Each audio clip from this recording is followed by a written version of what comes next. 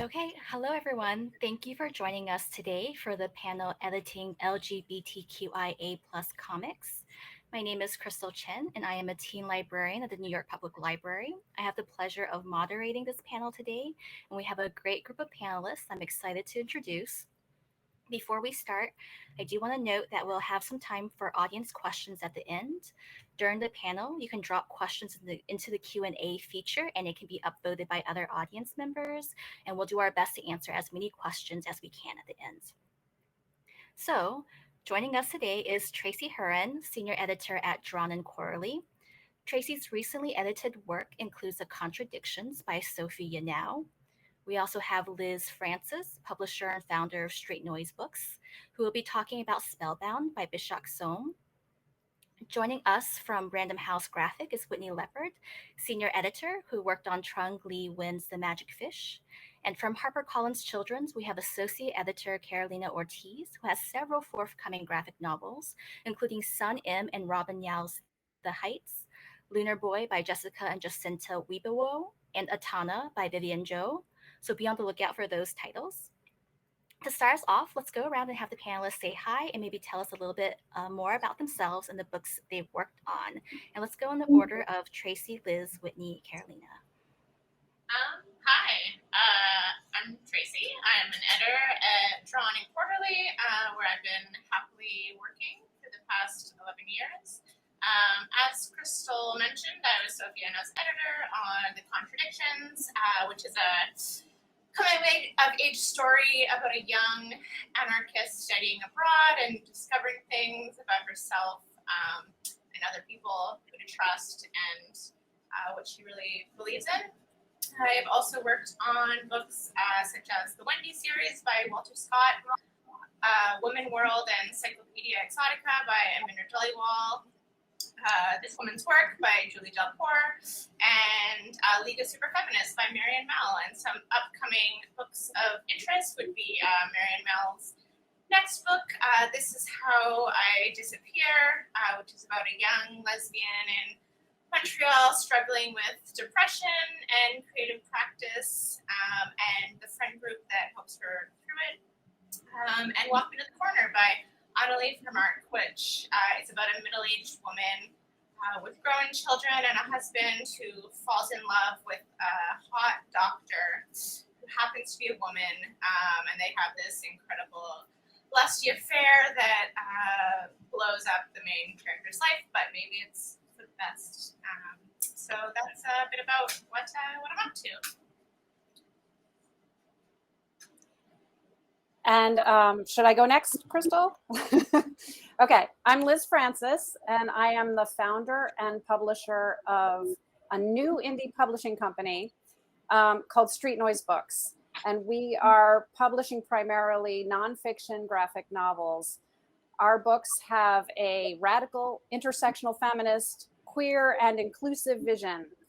And I'm really happy to be here today to talk to you primarily about Bishak Soam's fabulous memoir called Spellbound that we published last year. But I also have some other titles that I'd like to mention, one of which is I'm a Wild Seed, which we published in April of this year. Sharon Lee de la Cruz was nominated by the amazing Alison Bechdel to be one of the sort of movers and shakers of the LGBTQ comics community. And Queer as All Get Out is coming out in the fall, so you all want to know about that because Shelby Criswell is an amazing queer cartoonist from Texas, and this is her debut graphic novel, and it leads you through a day in her life, their life, and it interspersed with the realities of their life in San Antonio is 10 biographies of different sort of lesser known queer folks throughout history. And yeah, so that's coming out in the fall.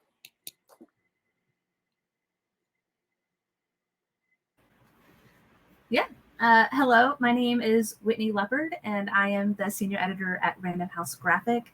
I've been editing comics for nearly a decade now, and they are my pride and joy. And everything I love about publishing. I started mainly working on licensed comics.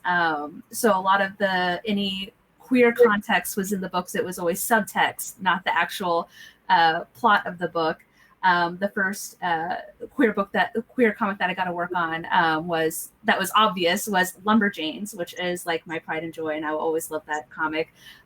Before I came over to Random House and helped launch our relatively new Random House graphic imprint that focuses on graphic novels for teens and kids of all ages. And I'm definitely here to talk about The Magic Fish by Trung-Le Nguyen. And just really, really happy to get to work with so many authors on their personal stories, but also their fun stories and the stories that they just want to tell. And, I as with everyone here, I love being an editor. So it's just really excited to get to talk with everyone.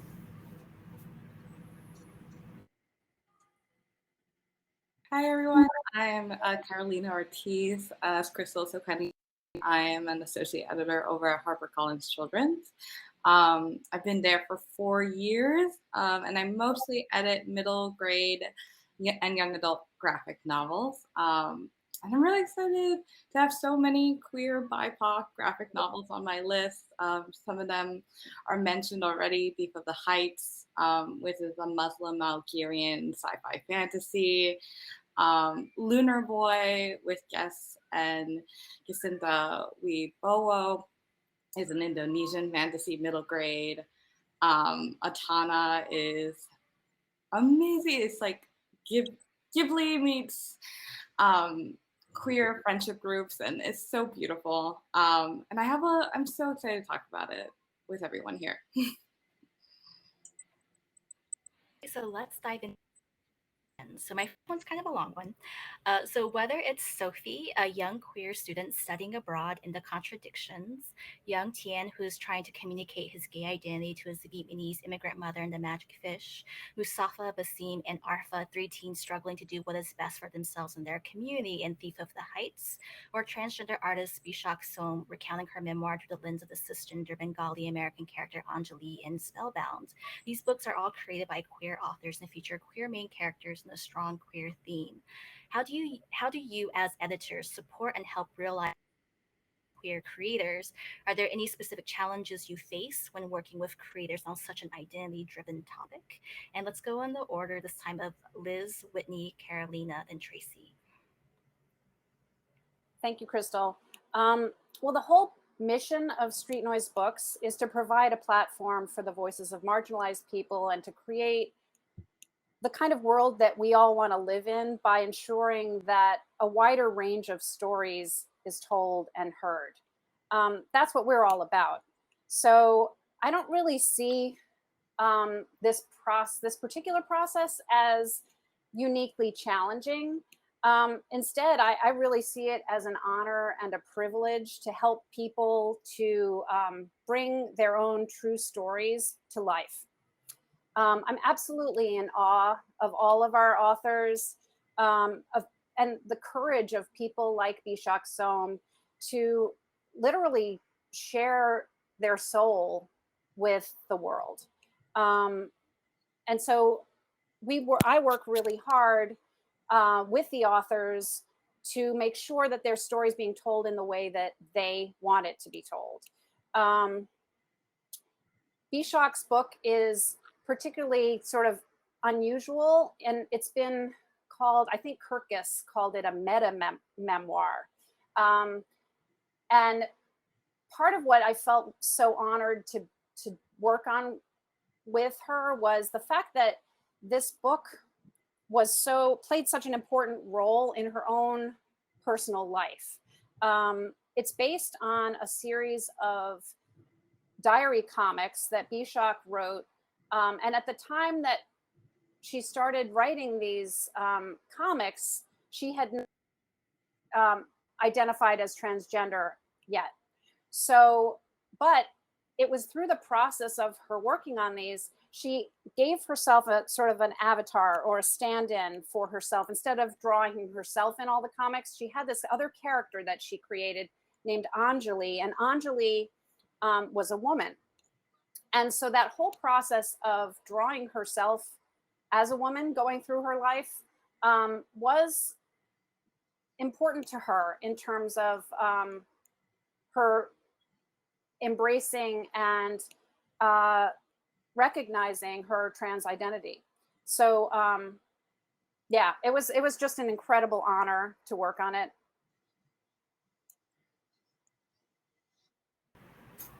Yeah, I agree with everything Liz said about it being like an honor to be able to work with our creators on just, you know, their stories. And I feel like, you know, as editors, regardless of, you know, who our creators are, what background they come from, or what they identify as, it's our job to help them make the best version of the story that they want to tell, and to help them do it in a way that can reach the audience that they want to reach, and to, you know, maybe even reach a wider audience than the audience they originally intend to.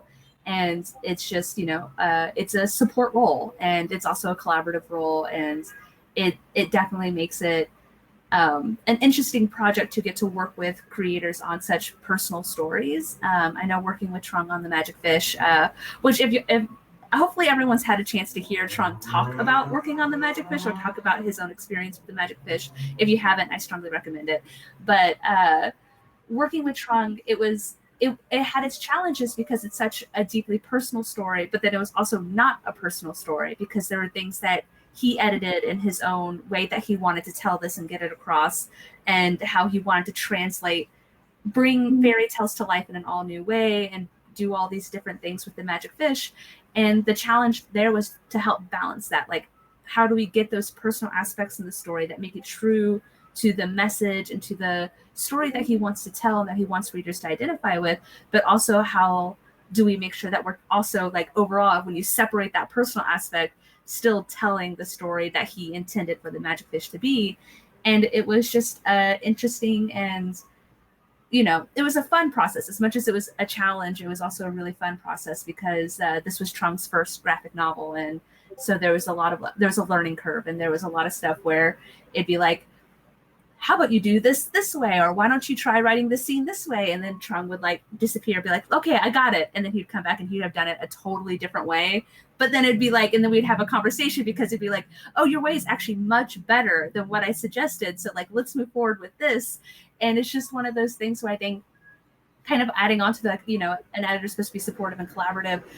You know, it's also editor's job to be encouraging and to also be willing to learn, because the fact is creators know what they want the story to be, and they have ideas and they have things that they want to bring to the table, and it's our job to be able to step back and let them do that whenever it's, you know, they want to.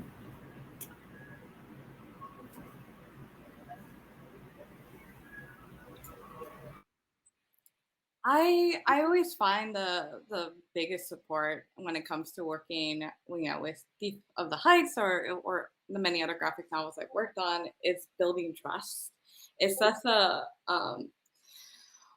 especially working with debut authors, they a lot of times, like, publishing the way it has always functioned logistically as an industry can be a very arduous thing to join and be a part of, and there are a lot of maybe preconceptions. So, and I think as an editor, what I found to be most useful when I approach these projects is to come in and try to have honest discussions and to build trust and to reaffirm the creators a lot of the time, and also to try to identify concerns that they may have that perhaps they may not, you know, be comfortable speaking out about yet, just because that trust might not be there yet, and to address it in my own way, ahead of the game, so to speak, to kind of reassure them, even if they don't want to talk about it, even if maybe I'm totally interpreting it incorrectly, maybe they don't have that concern, but to establish kind of this foundation for what our working partnership will be like and what kind of editor I'm going to be like, and establishing my flexibility and my ability to kind of take a step back when especially talking about intersectionality. You know, as a Latinx queer editor, I'm coming from this background.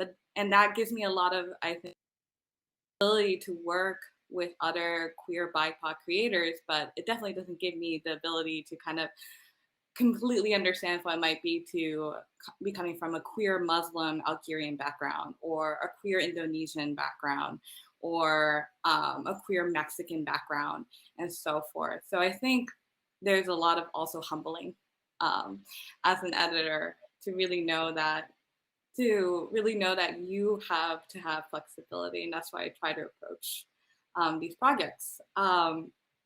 And I don't really, in terms of challenges, I don't really think any of this is necessarily a challenge as an editor, but I think the challenges come outside of the editorial experience.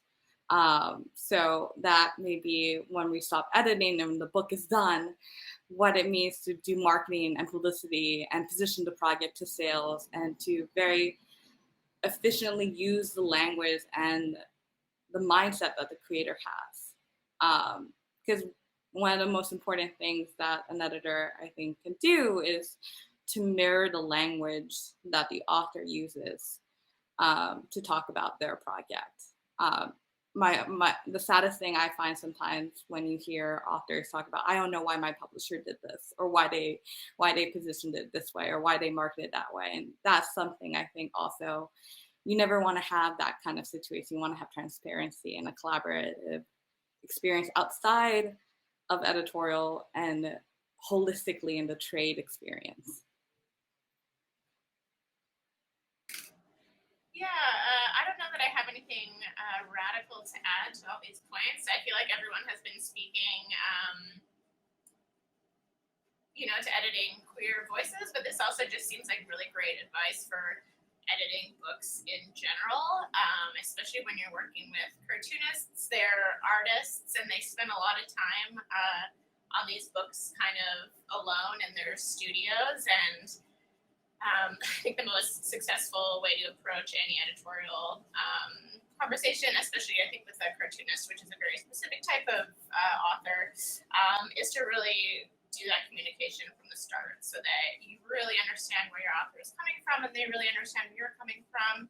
I think that's the best way you can support any cartoonist. I think when you're trying to help an artist tell their story, you always need to be like extremely sensitive and generous and open to their vision, and you're really just helping them tell their story. Definitely if a cartoonist is queer, comes from a different marginalized background, you need to approach it with more sensitivity sometimes, but I think generally I don't find the process with a queer creator to necessarily be radically different than any author. I think everyone needs that kind of special care regardless of their story. I think that's a good lead into my next question. I think Carolina also touched on the topic a little bit too. So let's just kind of dig into it more. So my next question is, how important is it for the editor and the comics author / creator to share the same identity? If the editor and author don't share the same identity, does that complicate the editorial process? And let's go in the order of Whitney, Carolina, Tracy, Liz. Yeah, I mean, so the answer to the first part, how important it is for an editor and the comics creator to share the same identity, I don't think it's important for them to share the same identity. I think if it did, somehow publishing would be even more white. So thankfully that is not the case. But it's also one of those things where I think that even whenever they don't share the same identity, there are challenges that can pop up in the process, because I think in a lot of ways, like, it's good for the editor to be able to understand like what makes a good story, and to be able to take someone's the story that they want to tell and be able to help them shape it and help them work on it. But sometimes whenever you're working on a personal story, the editor also needs to know like where they are able to bring in their expertise on like foundation level of like, hey, I'm making this, I want to help you make this book, to also like the difference between being able to empathize with someone else's experience that wasn't your experience, versus being able to be like, oh, well, my experience was similar to your experience, even though that's not the case at all, because empathy and experience aren't the same thing. And I think it's important for editors to kind of know where their strengths are and where their weaknesses are when it comes to the stories that they're helping their creators tell. And a lot of that ends up being, you know, where the shortcomings can come from in the process, where it's like, you know, I'm going to talk about the magic fish because, you know, but like, I don't know what it's like to flee Vietnam for religious persecution, and I will never have that experience, and I won't be able to understand everything that Tien's parents went through. But being able to have conversations with Trung and understand the story that he wanted to tell, and understand the point that he wanted to cross, but then also to talk to, you know, to be able to talk to other people who were involved with the process, whether it was like an authenticity reader or even like members of Trung's own family who were like, this is what I want to talk about. It helped inform scenes, because there were times where even Trung was like, I don't know how to get this point across. And it just turned into a lot of conversations. There were so many phone conversations where it was just like, what is the emotion you want to get across? What is this thing that you want to happen? How do you want to get this? Like, how can I better serve you to make sure that this story is happening in a way that you want it to happen, but it is also authentic to your experience? And I think sometimes, you know, and I think that made a really good process, you know, and I'm sure everyone works a little bit differently, but I think it's also one of those things where, you know, it's all about conversations, but it's also about educating ourselves, and it not just relying on the author to do all the work for us, but it's also on, you know, on everyone being willing to listen and to be able to work their hardest to make the best book possible. Yeah. So now I'll pass it over to Carolina. I like to think that there's like a special kind of magic that happens when you have, for example, like a queer BIPOC creator working with another queer BIPOC creator, or a queer, you know, a queer editor working with like a queer creator and so forth. Like I do think that there's a sense of magic to it. There are deeper conversations that we might have. There are things that I, as an editor, might pick up on that another editor who doesn't have that similar background might not pick up on. I think maybe there could be different conversations that happen because of that sense of community. But again, like Whitney mentioned, that publishing largely has been very white, very cis, very, very straight. There, you know, it would be impossible for you know, to have, you know, to have that kind of like standard, or to not say the experiences that queer creators have had with their editors who may not share their backgrounds aren't as important and as significant and as a wonderful experience that they might have had. But yeah, I do think there's like a magic. I do enjoy it. And I do enjoy the experience of being able to do that with a creator.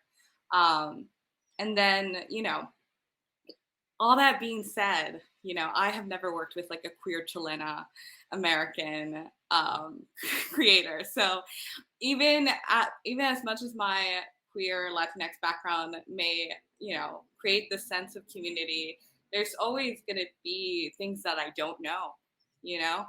And I think I don't think there's a complication in the editorial process, but I do think that there's a special kind of responsibility given to the editor to do their homework or to educate themselves as much as possible on things they might not be familiar about. Sometimes, you know, I can research as much as I want, and I won't get the answer that I need to have. And I'll pose that question to the creator and have them explain it to me. But I try to avoid those kind of situations as much because I don't want them to educate me. And I don't, you know, as someone who has had to educate others, like I know how that experience is. And I think that's the only thing that I can think that would be a little bit different. But overall, I have deeply enjoyed being able to acquire so many queer BIPOC projects. I'm so excited to have them in the children's space. Yeah, I think similarly, like in a perfect world, we could match up every cartoonist with an editor that had a identical identity, but it's just not logistically possible. But I think, you know, the broader your list is, the more equipped you are as an editor to And I think also the key, I know for us at Drawn and Quarterly, is knowing when we can't do as good of a job as we want, and knowing when to like bring in help to help us with the editorial job. We use a lot of outside readers for books when we know we're not the perfect fit, and I think that's I find that to be for myself the best approach, just like knowing when to ask for help. That seems to be the best way I've found to support my cartoonists, and it's led to some really wonderful and collaborative working experiences that also make me like such a stronger editor for having reached out and had more dialogue and conversations with outside help. So that would be it's a nice tool. Yeah, I think what everyone has just said, I don't have that much to add to it. I think I love the Carolina's magic. And I think that there's, at Street Noise, we try to match an editor with a project based on sort of someone we felt would be best qualified to manage that, to work with that author. And but we're really committed to having a diverse background and identities and points of view in all the people that we work with, from like editors to designers to publicity managers, even bookkeepers. Like we want to try to advance that thought in the world so that there are more points of view that can be layered on top and help sort of create nuance for each project. So, yeah. Before we go into the next question, I just want to remind folks, if you do have any questions, feel free to drop it into the Q&A, or if you want, you could just drop it into the chat. So our next question is, when it comes to editing a visual medium like comics, how does that differ from the experience of editing purely textual material? Do you use different techniques when reviewing the dialogue or text of a graphic novel versus the images?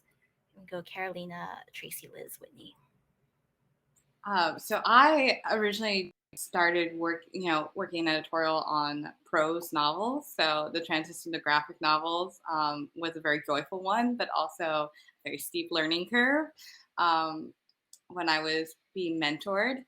I would say that my technique would be is that when I have a manuscript, and I really have only worked with creators who don't thumbnail as they write. They do, straight manuscripts first.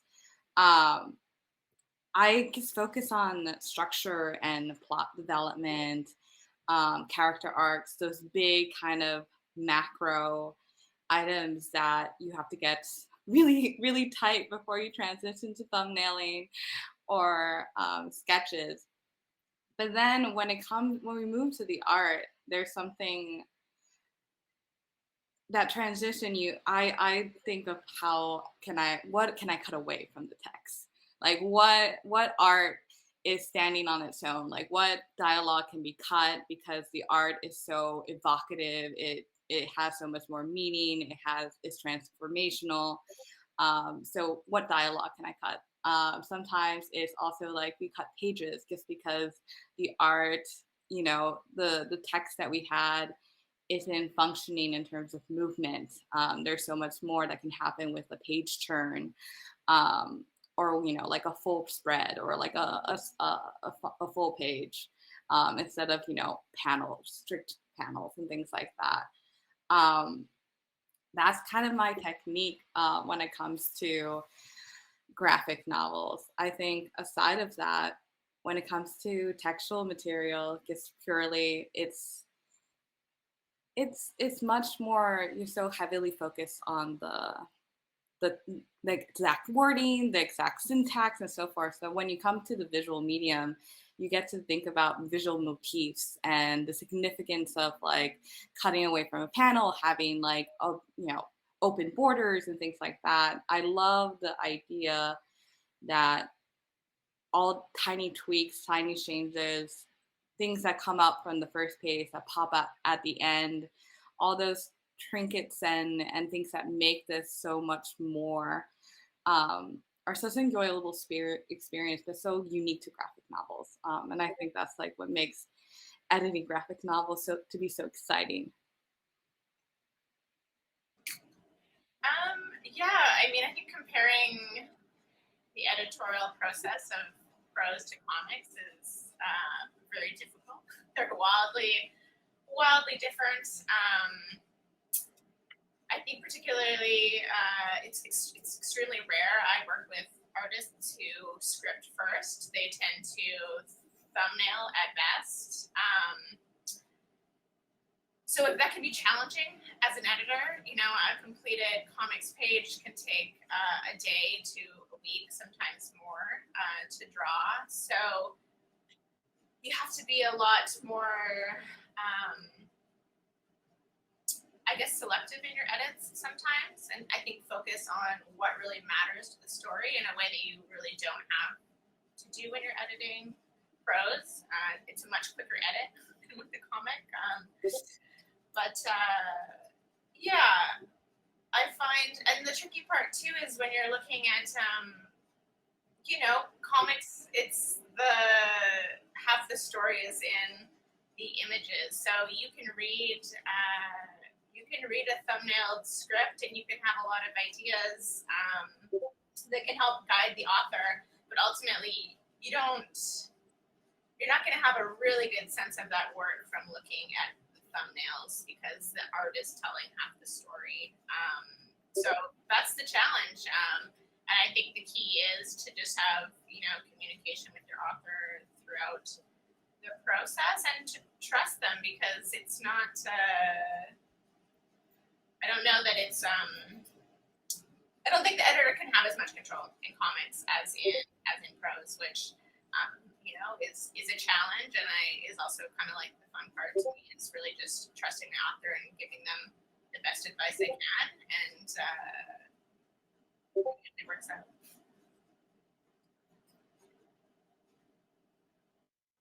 I think that for us at Street Noise, each so unique. Like they're because each author has a totally different process of working, you know, and so it depends on if, like, for us, it's not as universal as Tracy and Carolina said. Like, we don't. Some of our authors write a full complete script first before doing thumbnails, but other ones think more visually, and you know, they write as they draw. And that I come to it from a background of art direction. I was an art director at Scholastic before I started Street Noise Books, so I think very visually. So I do edit scripts, but I prefer to see thumbnails at the same time, like because that's just how I think. But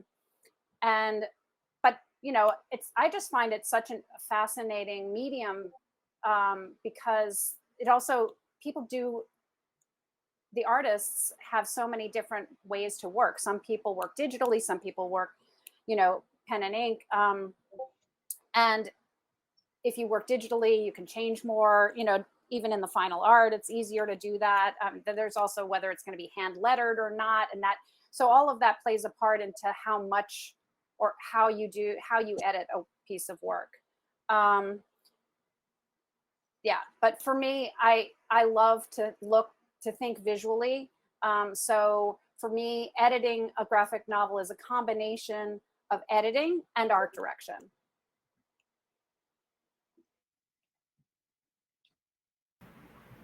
Yeah, I mean, I basically agree with everything everyone said, except for, I guess, the only difference is I've never edited a prose book. Like, I've only ever edited comics and graphic novels. And so, like, I wouldn't be able to compare about editing another medium or another format. But when it comes to the techniques, I mean, honestly, it just depends on the book. It depends on the creators. If it's a writer artist, then of course we're going to have a script first, because the artist can't do anything without a script. If it's an artist who's also writing themselves, then typically they have a lot more leeway on what they're able to do and how they want their process of the book to be. If it's something where they want to thumbnail and write at the same time.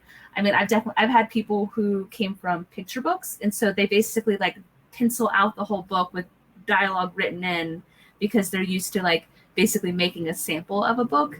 And so that's kind of how they do the process. And a lot of this, me, you know, talking to them, basically being like, hey, you know, you don't have to do that much work for the first round. Like we can kind of make it easier, or, you know, and then there's other times where it's just like finding what works best for them. Some people want to have, you know, a pretty short outline. As long as they have the big character moments established, then they're, you know, they're good to move forward. Other people, they need to have like a page to page breakdown. So it really depends on the creator and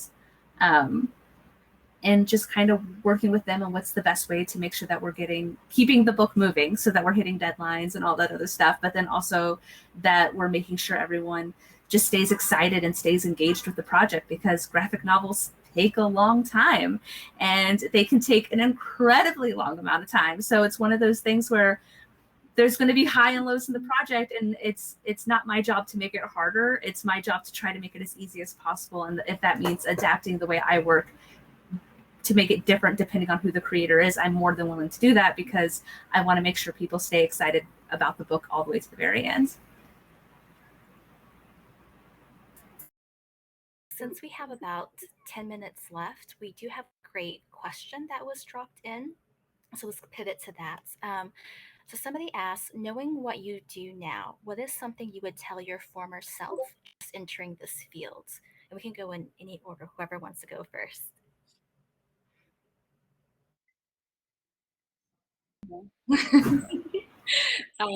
So I think I'm probably the one earliest in their career here. And I guess my biggest thing would be, if you're trying to get into the industry and struggling to get that first job, informational interviews. Big recommendation: reach out to editors who you admire, ask them if they might have time to meet with you. We're usually all very friendly in publishing. It's highly recommended, because a lot of times those jobs are networking related. And then the other thing I recommend that I've learned through my 4 years of editing is building community. I think it's one of the biggest things in publishing. Publishing is a small field comparatively to the to the United States, and it can be very isolating.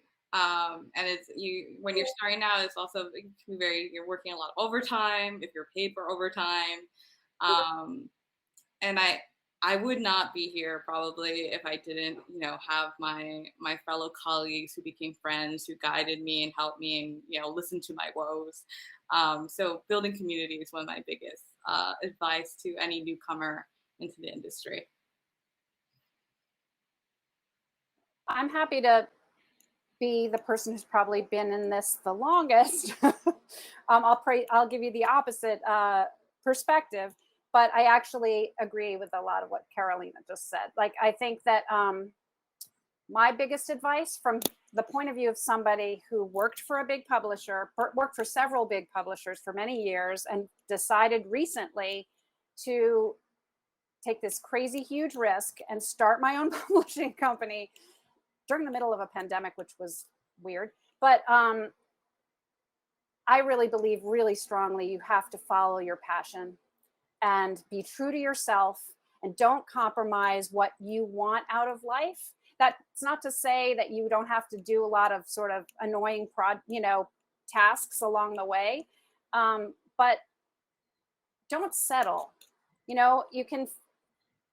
Your dream life is out there, and it's just a matter of building it, of creating it for yourself. And each step along the way should be leading you to that place where you ultimately want to be. I would say take care of yourself along the way.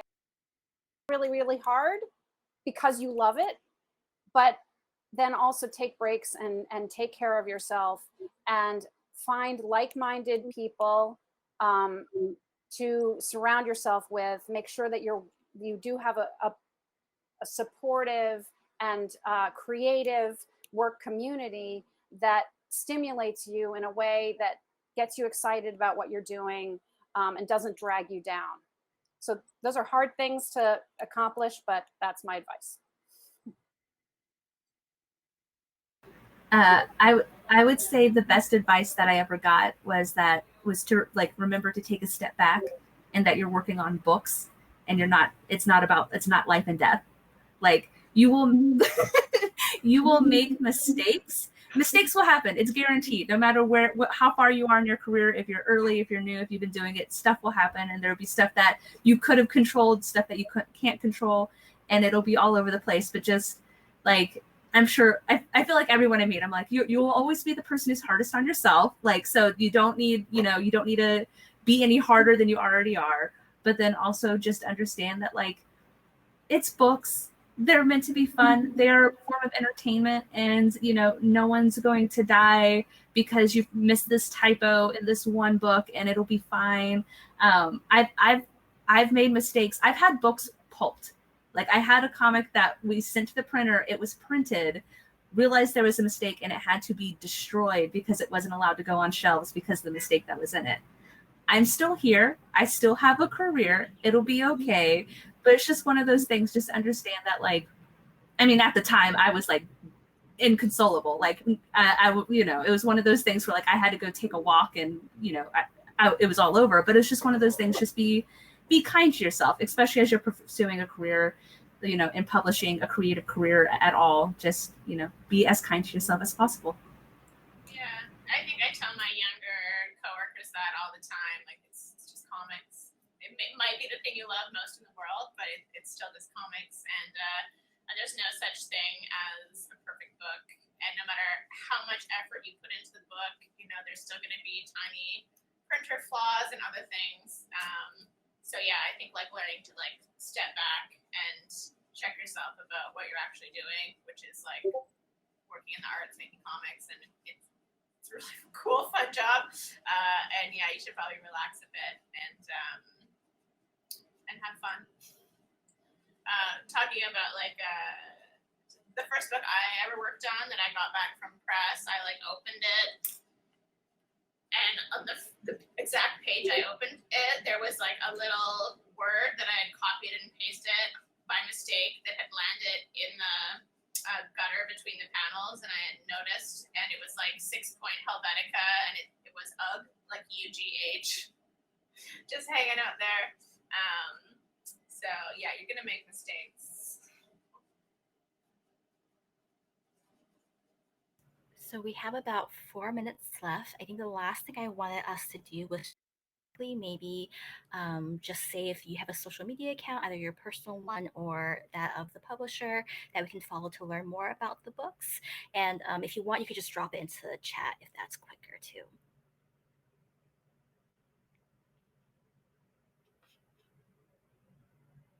I'd like everybody to check out streetnoisebooks.com, because I worked really hard to create, and it's got all sorts of cool stuff that will just keep you updated. And you can also sign up for our newsletter, which I work really hard on every month with an intern who helps me. And we are at streetnoisebooks.com on Instagram. Most of our big news we publish there. And I handle the social media, so that's me. It's really me. And we have a Twitter account, which is Street Noise Book, without an S. We don't have Facebook.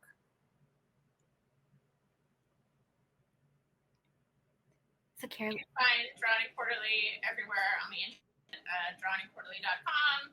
We're on Twitter and Instagram primarily, and we'd love to hear from you. Like, I'm the most vain because I'm like, here's my personal Twitter, here's my personal website, and then here's Random House Graphics website. Like, but I mean, seriously, you can, find Random House Graphic online at RH Kids Graphic. That's all of our social media handles, and then you can find basically the graphic novels that we're working at either prhcomics.com or at RHCB, the Random House Children's Books website. Yeah, you can find me at Twitter at Twist the Panorama. And you can find me at Harper Collins Children's in Harper Alley, which is our graphic novel imprint for kids. Perfect. So we have 2 minutes left, so we've reached the end of our time. So we hope you enjoyed this panel discussion today, and thank you for joining us. Thank you to Liz, Carolina, Whitney, and Tracy for all of their insights, and to Gina Gagliano and Flame for organizing this panel. So thank you all very much. And thank you, Crystal, for moderating. Thank you. You've been great.